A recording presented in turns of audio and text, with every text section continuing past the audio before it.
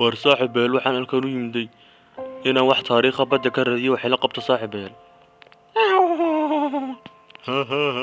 war muxuu kani meesha waxaa badda dhexdeeda wax ka raadinaysaa waad ku dhex baktay wallaahida.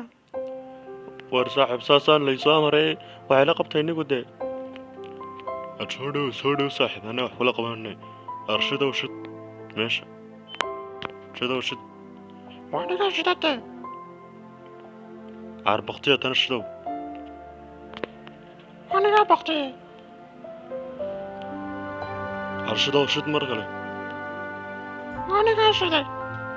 haddawayna maniyo baddaan soo dhex gelanaay ninkii ninkanaan axsata tusanaaye